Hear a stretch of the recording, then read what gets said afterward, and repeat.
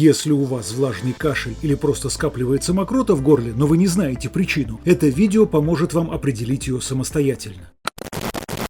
Влажный кашель по-другому называют продуктивным. Откашливая мокроту, мы выводим из дыхательных путей инфекцию и токсины. Это естественный механизм защиты наших легких. Однако проблема в том, что кашель при обычной простуде и состояниях, серьезно угрожающих здоровью, может выглядеть практически одинаково. Итак, начнем. Тромбоэмболия легочной артерии. Если у вас постоянный влажный кашель и мокрота с примесью крови, это может быть единственным симптомом блокирования тромбом артерии в легком. Когда тромб блокирует легочную артерию или одну из ее ветвей, часть легкого перестает обогащать кровь кислородом. Причем симптомы полностью зависят от размера тромба и важности заблокированной артерии. Если тромб перекрыл мелкую артерию, то кашель с кровью в течение нескольких недель – это все, что вы можете почувствовать. Если же крупный тромб заблокирует одну из центральных легочных артерий, то дополнительно появится целый букет симптомов, а именно внезапная одышка, острая боль в груди, учащенное сердцебиение, потливость, головокружение, лихорадка, свистящий звук при дыхании, голубоватый оттенок кожи. При подозрении на тромбоэмболию легочной артерии, вне зависимости от набора симптомов, рекомендуем сразу вызывать скорую помощь, поскольку это заболевание создает опасность гибели от удушья и отмирания части легкого. Рак легких. Кашель при раке легких может быть как сухим, так и влажным. Он возникает в любое время суток, не проходит и с течением времени усиливается. При этом отделяется мокрота ржавого или кроваво-красного цвета. Однако эти признаки могут указывать на множество других заболеваний, поэтому следует принять во внимание наличие других симптомов этого заболевания, а именно боль в груди, которая усиливается при глубоком дыхании, кашле или смехе, хрипы, охрипший голос, потеря аппетита и веса, одышка, слабость и утомляемость, респираторные инфекции, чаще всего бронхит или пневмония, которые не проходят или повторяются. Не будем нагонять жути. Чаще за таким набором симптомов скрываются менее опасные заболевания, но визит к врачу в любом случае откладывать не советуем. Сердечная недостаточность. Часто бывает, что врач безуспешно лечит легкие пациента, тогда как причина кашля в сердечной недостаточности. При данном заболевании вы можете испытывать постоянный влажный кашель и хрипы, при этом может выделяться белая, розовая или красноватая пенистая мокрота. А происходит это потому, что из-за нарушения работы сердца в легочных сосудах застаивается кровь, в результате формируется отек легких, а плазма крови сквозь капилляры проникает в легочные пузырьки и вызывает влажный кашель.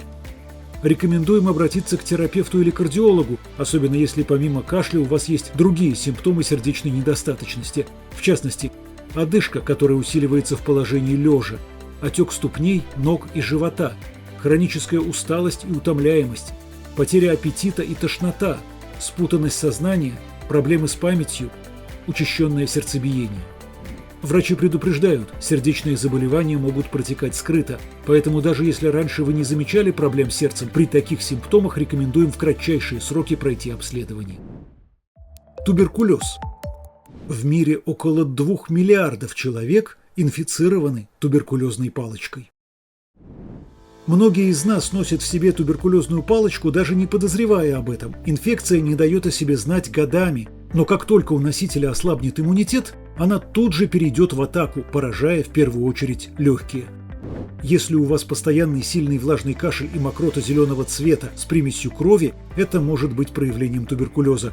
Для заболевания характерны следующие симптомы: одышка, которая со временем усиливается, потливость по ночам, повышенная температура и озноб, боль в груди, отсутствие аппетита, потеря веса, крайняя усталость и утомляемость. Все эти симптомы могут периодически исчезать, но позже возвращаться.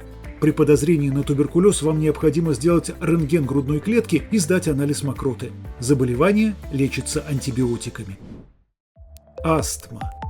Это заболевание может развиться в любом возрасте. Если у вас кашель с белой или прозрачной мокротой, который появляется приступами, усиливается ночью и под утро, особенно если накануне вы вдыхали сигаретный дым, пыльцу растений или занимались физическим трудом, причиной может быть бронхиальная астма.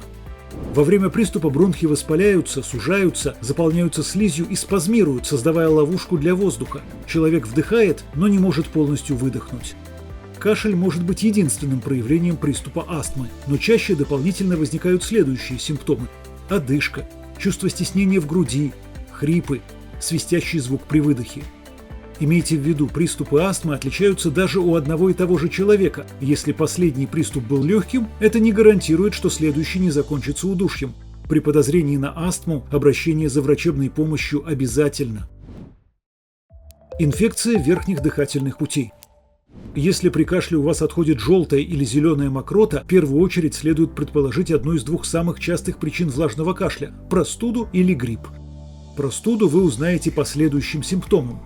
Дискомфорт в груди, боль в горле, насморк, чихание, боли в мышцах, слабость и утомляемость, температура не выше 38,9.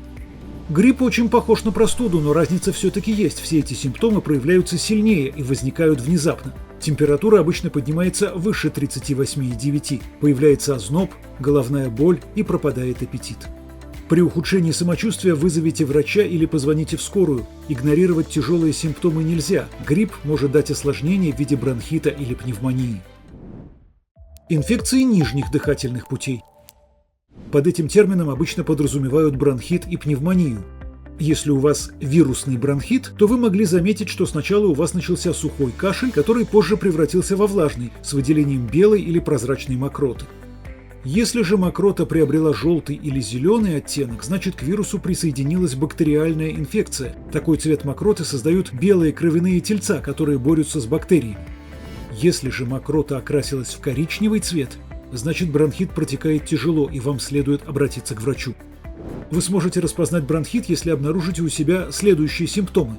Хрипы, одышка, затруднения при вдохе и выдохе, чувство нехватки воздуха, боль в горле, насморк, свистящий звук при дыхании, температура не выше 38. Кашель при бронхите обычно проходит за 2-3 недели, но если температура поднялась выше отметки в 38 градусов и долго не спадает, возможно, ваш бронхит перешел в пневмонию. Надо сказать, что воспаление легких не возникает само по себе. Обычно это осложнение бронхита или другой инфекции дыхательных путей. Если у вас пневмония, вы можете откашливать густую мокроту желтого, зеленого или коричневого цвета с примесью крови. При воспалении легких ко всем вышеперечисленным признакам бронхита добавятся некоторые новые симптомы, а именно боль в груди, которая усиливается при дыхании и кашле, головная боль, боль в мышцах и суставах, лихорадка и озноб, утомляемость, потеря аппетита, учащенное сердцебиение, общее недомогание. Если у вас бактериальная пневмония, температура может подскочить до 40 градусов и выше. Какие препараты вам пропишут для лечения воспаления легких, зависит от типа инфекции. Пневмония может быть вызвана вирусами, бактериями, грибками и даже паразитами. Остаточный кашель. Если вы недавно перенесли респираторную инфекцию, но уже выздоровели, у вас может некоторое время сохраняться влажный кашель с трудноотделяемой мокротой. При этом он может сопровождаться охриплостью и дискомфортом в горле.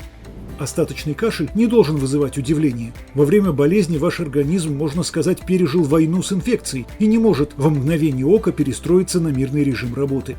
Ученые выделяют 3 причины остаточного кашля: избыточное производство слизи, воспаление слизистой оболочки дыхательных путей, повышенная чувствительность кашлевого рефлекса после инфекции.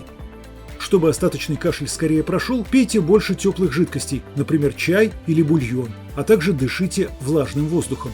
Остаточный кашель может продолжаться от 3 недель до 2 месяцев, но если он длится дольше этого срока, вам следует обратиться к врачу. Возможно, он вызван каким-то заболеванием. Хронический бронхит и хобл. Обычно к хроническому бронхиту приводит постоянное вдыхание сигаретного дыма, загрязненного воздуха и даже домашней пыли. Также он может стать осложнением острого бронхита. Вы сможете распознать его по следующим признакам: частый кашель с выделением большого количества мокроты, хрипы, свистящий или скрипучий звук при дыхании, одышка при физической нагрузке, чувство стеснения в груди.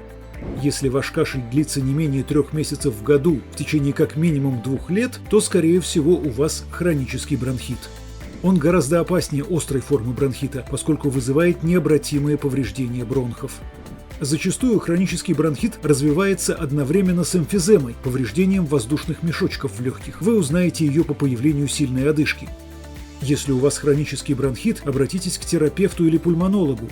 Игнорирование этого заболевания может привести к хобл – хронической обструктивной болезни легких. Это заболевание, которое в последнее время стало особенно распространенным, затрудняет движение воздуха в дыхательных путях, постепенно разрушает легочную ткань и делает человека крайне уязвимым перед простудой, гриппом и пневмонией. ГЭРБ – гастроэзофагеальная рефлюксная болезнь. Когда нарушается работа сфинктера, отделяющего пищевод от желудка, пища и желудочная кислота начинают забрасываться обратно в пищевод. Обычно это проявляется изжогой, но иногда вместо изжоги или одновременно с ней появляется хронический кашель с отхождением густой белой мокроты. Это связано с попаданием микрокапель желудочной кислоты в гортань и бронхи. Если ваш кашель вызван забросом кислоты из желудка в пищевод, то вы могли заметить, что он часто возникает после еды и усиливается в положении лежа. Вам следует заподозрить именно это заболевание, если кашель развился в отсутствие симптомов простуды или бронхита, а рентген легких показывает норму, особенно если дополнительно вы заметите два характерных симптома. Ощущается кислый или горький привкус во рту, периодически происходит срыгивание содержимого желудка в ротовую полость. ГЭРБ – это достаточно серьезный повод для обращения к врачу, поскольку игнорирование заболевания может привести к астме и раку пищевода. Мокрота без кашля – синдром постназального затека. Если у вас в горле скапливается мокрота, но кашель при этом отсутствует, то, скорее всего, вы имеете дело с постназальным синдромом. Мокрота в горле может скапливаться по следующим причинам: инфекция верхних дыхательных путей, аллергический насморк, длительное пребывание в помещении с сухим воздухом, недостаточное потребление жидкости, вдыхание токсичных химикатов, инородное тело в носу, курение, прием некоторых препаратов, например, противозачаточных и лекарств от давления, беременность. Причина этого явления заключается в том, что слизистая оболочка носоглотки и горла производит слишком много слизи, и ее избыток стекает по задней стенке горла. Вы также можете чувствовать першение, тошноту и иметь неприятный запах изо рта. Как облегчить кашель и избавиться от мокроты в горле? Чтобы улучшить выведение мокроты из легких и бронхов, а также уменьшить дискомфорт от слизи в горле, следуйте простым рекомендациям. Пейте достаточно воды, не терпите жажду. Спите с приподнятой головой. Увлажняйте воздух в помещении. Употребляйте фрукты и овощи, богатые витамином С. Пейте чай с имбирем. Промывайте нос соленой водой. Когда следует обращаться к врачу? При следующих симптомах как можно скорее посетите врача-терапевта. Мокрота с неприятным запахом, зеленый, желтый, розовый, коричневый или черный цвет мокроты, кашель с кровью, отек ног или ступней, лихорадка и озноб, которые длятся дольше 3 дней. Кашель продолжается дольше недели. При следующих симптомах следует незамедлительно звонить в скорую помощь. Синеватая кожа или ногти, затруднение дыхания, нехватка воздуха, спутанность сознания или обмороки, боль в груди. В большинстве случаев влажный кашель не опасен и проходит в течение 3 недель. Но, как следует из всего вышесказанного, иногда за ним скрываются опасные заболевания. Если вы заметите, что кто-то из ваших знакомых постоянно кашляет, но легкомысленно отмахивается от совета обратиться к врачу, покажите ему это видео. Желаем всем крепкого здоровья. Не применяйте никаких рекомендаций без консультации с врачом. Делитесь своим опытом в комментариях, подписывайтесь на здоровье-сберегающий канал и жмите на колокольчик уведомлений, чтобы первыми узнавать о новых видео. Мы ценим ваше мнение.